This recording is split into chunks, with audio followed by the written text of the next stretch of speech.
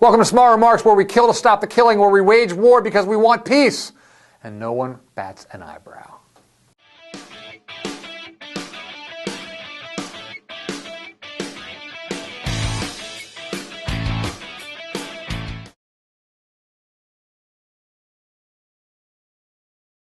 Take a good look at this photo. You may have seen it before.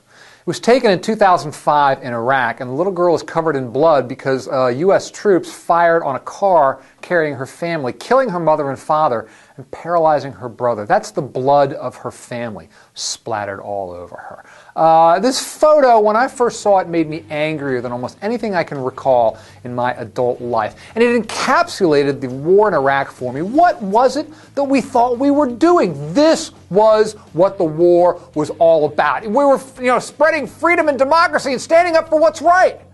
Did we do right by this little girl? Did we do right by the civilians of Iraq by invading, by making war?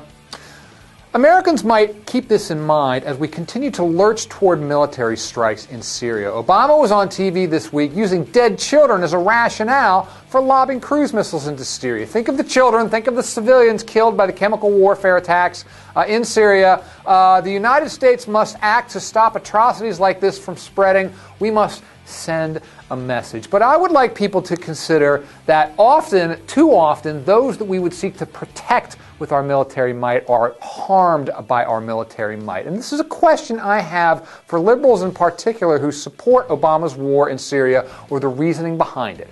How many innocents are you willing to kill to protect the innocents? What, do you think we're going to start lobbing missiles into Syria and we're only going to hit military targets? We're only going to kill bad guys? Dream on. Let me tell you what's going to happen instead. We're going to have a quote-unquote targeted strike. We're going to send a message.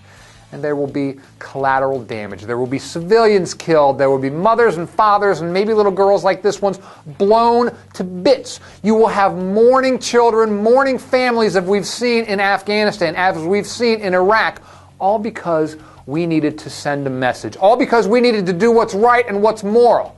And yet it turned out to be a very immoral thing after all. Well, at least we didn't kill them with poison gas. No. We blew them to bloody bits. Is that really better in the long run?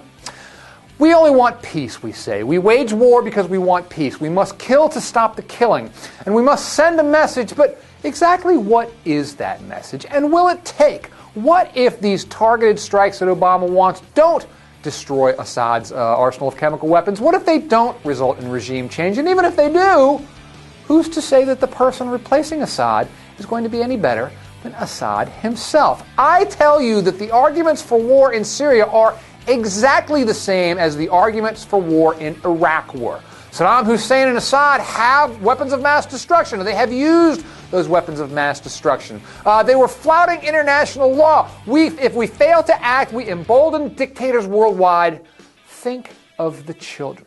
You can't have opposed the war in Iraq and yet support this war when the rationale is the exact same. It's not any different because your guy is in office and he's the one proposing it. It's only bad when the other guy does it. The Syrian civil war has been bloody enough without us adding to the bloodshed. If you seriously think we can stop killing with more killing, I'd invite you to take a closer look at the recent history of American interventionism. I'd invite you to study the bloody visage of the girl in this photograph. There are enough little girls like this in Syria right now.